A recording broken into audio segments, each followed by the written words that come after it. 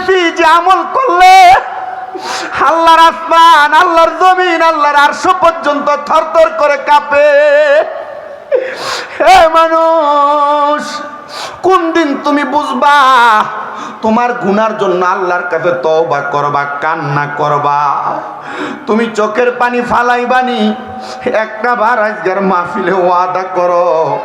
মুরব্বীরা বয়স তো অনেক হয়ে গেছে, কোন দিন কানবেন, কোন দিন আল্লাহর কাছে তওবা করবেন? যে গুনাহ করছেন এই গুনাহ নিয়ে তো আল্লাহর কাছে মুখ দেখানোর মতো আপনার সেই সুযোগ নাই। হে মুরব্বী বাবা,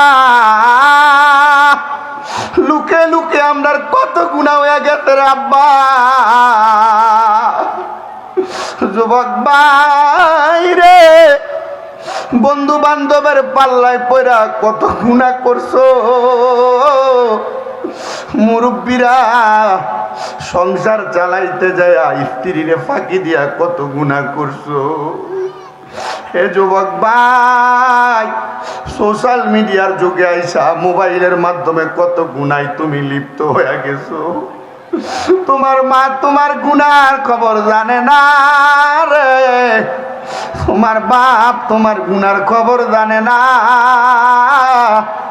তুমি এই গুনাহ লইয়া কেমনে আমার মনিবের দরবারে দাঁড়াইবা? তোমার কি একটা বার মাথার ভিতরে আসে না? একবার কি তোমার দেমাগে দেয় না? হে পর্দার অন্তরালের মা গো, স্বামী ঘরে থাকার সত্ত্বেও কত পরপুরুষের সাথে কথা বলছো, রাস্তাঘাটে চলাফেরা করছো, কত ওয়াক্ত নামাজ ছেড়ে দিছ, কত কত পাপ তুমি করছো তুমি নিজেও জানো না। আজকের যুগে আইসা কত পুরুষ কত মহিলা সোশ্যাল মিডিয়া টিকটকের মাধ্যমে কত বড় বড় গুনার মধ্যে জড়িত হয়ে গেছ। তুমি আমার আল্লাহ তাআলার সৃষ্টি, তুমি একবারও কি চিন্তা করলা না তুমি সৃষ্টি হওয়ার পরে কেমনে স্রষ্টার কাছে তোমার মুখ দেখাইবা? আমি বলতে চাই, সৃষ্টি হইয়া স্রষ্টার কাছে মুখ দেখানোর মতো যোগ্যতা অর্জন করার জন্য গভীর রাত্রে বিছানার মধ্যে তাহাজ্জুদে কান্না করো। দেখবা আমার আল্লাহ তাআলা তুমি বান্দার কান্নাকাটিগুলা কবুল করে তোমার আল্লাহর শ্রেষ্ঠ বান্দা বানায়া লইব। এই বান্দার দলেরা মনটা নরম করে দিয়ে তওবার হালে বসে যাও।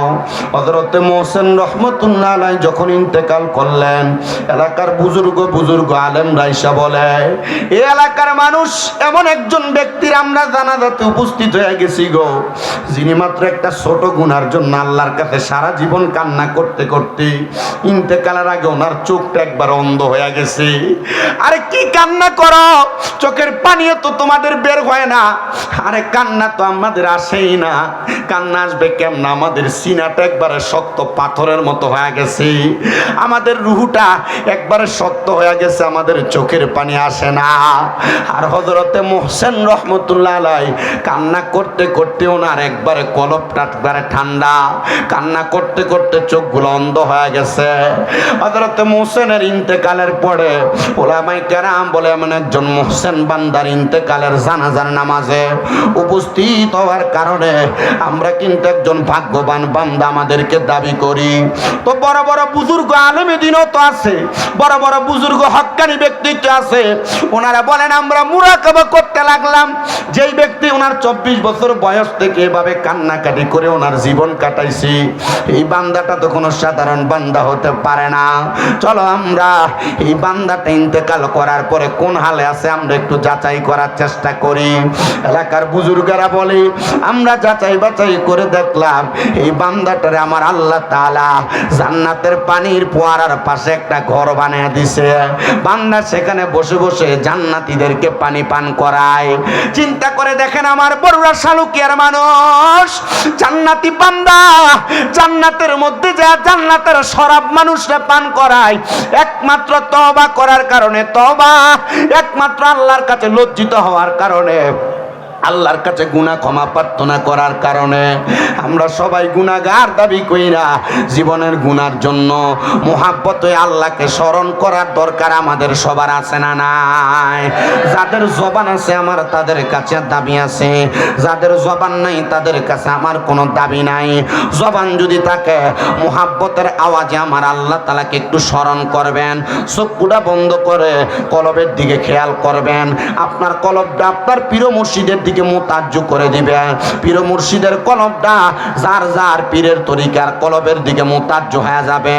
আর ওই তরিকতের পীর মাশায়েখের কলবটা আমার মদিনার নবীর রওজা মুবারকের সাথে একটা কানেকশন হয়া আল্লাহ নামের ধাক্কার সাথে সাথে আপনার আমার জীবনের গুনাহগুলা ঝরে ঝরে পড়ে যাবে।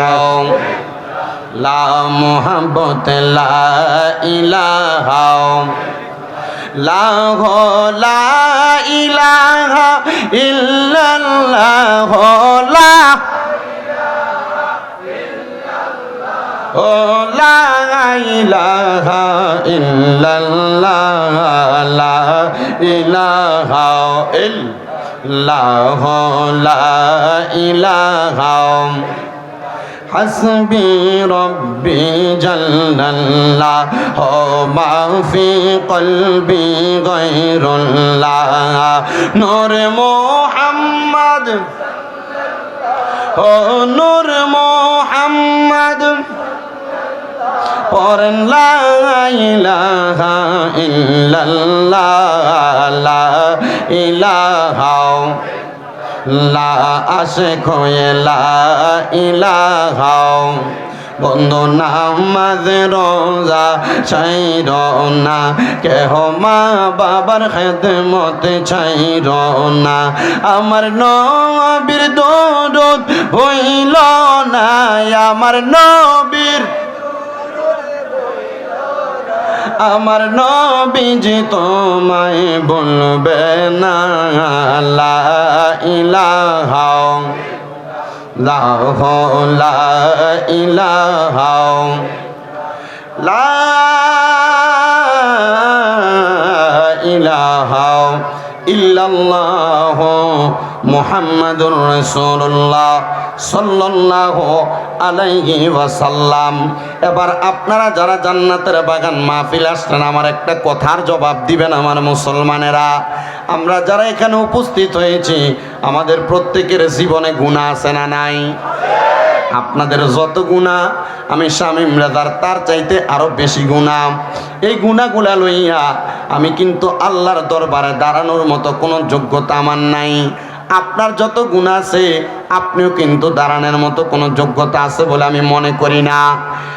প্রিয় মুসলমান, পর্দার অন্তরালের আমার মা, এই জীবনের গুনাহগুলার জন্য আল্লাহর দরবারে তুমি এখনো পর্যন্ত কোনো কান্নাকাটি করো নাই। জীবনের গুনাহগুলার জন্য এখনো পর্যন্ত আমার আল্লাহ তাআলার দরবারে তওবা করো নাই। আমি আমার এই বরুড়া থানার শালুকিয়া সহ এই জান্নাতের বাগান মাহফিলে যারা যারা উপস্থিত হয়েছেন সকল মুরব্বী বাবা, সকল যুব সমাজ এবং আমার পর্দার অন্তরালের মা বোনদের কাছে বলবো, জীবনে যত গুনাহ করেন না কেন এই গুনাহগুলোর জন্য আমার আল্লাহ তাআলার কাছে তওবা করবেন। তওবা, এই তওবা যদি করতে পারেন গো আমার আল্লাহ তাআলা এই তওবার কারণে আপনাকে নিষ্পাপ বান্দা হিসেবে কবুল করে নেবে। কিন্তু দুনিয়ার পাপী বান্দার অভাব নাই। পাপী বান্দা পাপ করতে করতে তার গুনার পাল্লা ভারী হয়ে গেছে। এই তওবা যদি গভীর রজনীতে আমার আল্লাহ তাআলার কাছে চোখের পানি ফালায়া ফালায়া কান্না করে করে আমার আল্লাহকে আল্লাহ বলে ডাক দেন, আল্লাহ তাআলা একটা বান্দার ডাকের মধ্যে 70 বার করে সাড়া দেয়। 70 বার। হে বান্দা, আল্লাহ শুধু বলতে থাকে কে আছো গুনাহগার, আমি আল্লাহকে তোমার গুনার জন্য ডাক দাও, আমি আল্লাহ তাআলা তোমার গুনাহগুলা ক্ষমা করে দিব। আমি জানি না আমার মুরব্বী বাবারা, যুবক নওজোয়ান বন্ধুরা, পর্দার অন্তরালের মা বোনের আল্লাহর কাছে তওবা করেন কিনা। জানেননি এই তওবাকারীকে আমার আল্লাহ তাআলা কত পছন্দ করেন। দুনিয়ার জমিনে সবচাইতে আল্লাহর পছন্দের বান্দাদের মধ্যে এক প্রকারের বান্দা হলো তওবাকারী বান্দা। আমার আল্লাহ তাআলা ওই তওবাকারী বান্দাটারে বড় পছন্দ করে। হযরতে মুহসিন রাহমাতুল্লাহ আলাইহি নামক দামেস্কের একজন বসবাসকারী নিষ্পাপ বান্দা। উনি বলেন, আমি আমার জানা মতে কোনোদিন কোনো গুনার কাজ করি নাই, কিন্তু একদিন আমি রাস্তা দিয়ে হাঁটার পথে আমি হঠাৎ করে তাকে দেখলাম রাস্তার মধ্যে একটা পিঁপড়া আমার পায়ের তলার মধ্যে পড়ে গেছে। হযরতে মুহসিন রাহমাতুল্লাহ আলাইহি বলে, আমি আমার আল্লাহ তাআলার কাছে বারবার কান্না করতে লাগলাম, ও আল্লাহ, আমি তো একটা জীবকে সৃষ্টি করার মতো আমার কোনো ক্ষমতা নাই। আমার পায়ের তালুর সাথে চাপা খায় একটা পিঁপড়া মারা গেছে। ও আল্লাহ, আমি মুহসিন বড় গুনাহগার। আল্লাহ গো, আপনি আমি মুহসিনের তওবা কবুল করেন। হযরত মুহসিন এমন ভাবে কান্না করে দামেস্ক এলাকার বহু ওলামায়ে কেরাম আইসা মুহসিনরে বলে, মুহসিন, তোমার মতো এত বুজুর্গ, তোমার মতো একজন মুহসিন বান্দা, সলে বান্দা আমরা কোনোদিন দেখি নাই যে নাকি একটা পিঁপড়া পায়ের নিচে পড়ে মারা যাওয়ার কারণে আল্লাহর কাছে এভাবে কান্নাকাটি করে। বয়স অনেক হয়ে গেছে রে মুহসিন, এত কান্না করো না, সিজদা থেকে মাথা উঠাও, আল্লাহ তাআলা তোমার দোয়া কবুল করবে। হযরত মুহসিনের বয়স তখন ছিল মাত্র 24 বছর। হযরত মুহসিন বলেন, আমার 24 বছর বয়স থেকে আমি আমার ইন্তেকালের আগ পর্যন্ত আমি আমার আল্লাহ তাআলার কাছে শুধু তওবা করেছি, আল্লাহ তাআলার কাছে শুধু প্রায়শ্চিত্ত করেছি, আল্লাহ তাআলার কাছে শুধু নিজেকে ছোট করেছি, আর বলেছি, আল্লাহ, আমি এই গুনাহটা যদি মাফ না করাইতে পারি, আল্লাহ গো, আমি কিন্তু তোমার কাছে গুনাহগার এবং লজ্জিত হয়ে যাচ্ছি। আল্লাহ, তুমি আমার তওবা কবুল করো। হযরত মুহসিন যখন ইন্তেকাল করলে এলাকার মানুষ বলে, একটা বান্দা দেখেছি যে মাত্র একটা পিঁপড়াকে পায়ের নিচে ফালায়া মারার কারণে সারা জীবন পর্যন্ত শুধু আল্লাহর কাছে কান্না করেছে। আমার এই বরুড়ার শালুকিয়ার মানুষ, আপনারা জবাব দেন, পিঁপড়া মারা না শুধু এর চাইতে বড় বড় গুনাহ আমাদের জীবনে আছে না নাই? আসতে বলতেছে, মনে হয় আপনারা সবাই বুজুর্গ, বলেন গুনাহ আছে না নাই? একটা পিঁপড়া মাইরাও যদি আল্লাহর বান্দাটা সারা জীবন এভাবে কাঁদতে পারে, আমরা তো এখনো পর্যন্ত আল্লাহর কাছে কান্দি না। কান্দো হে পদ্মার অন্তরালের মা, হে যুবক ভাই, হে আমার মুরব্বী বাবা, কান্দো কান্দো। আল্লাহর দরবারে যত কান্না করবা আমার আল্লাহর কাছে তত পছন্দের বান্দা হইবা। আল্লাহর কাছে যত কান্না করবা আমার আল্লাহর কাছে তত পছন্দের বান্দা হইবা। কারণ তুমি জানো নি, তোমার টাকা, তোমার পয়সা, তোমার ধন, তোমার সম্পদ কোনো কিছু আমার আল্লাহর কাছে পছন্দ না। আমার আল্লাহর কাছে শুধু পছন্দ তোমার চোখের পানিগুলা। জানো নি রে শালুকিয়ার মানুষ, তোমার চোখের পানি যখন মাটির মধ্যে পড়ে, তওবা করার সময় যখন তুমি আল্লাহর কাছে কান্দো, ওই মাটির মধ্যে পানিটা পড়ার সাথে সাথে আমার আল্লাহর আরশটা থরথর করে কাঁপে।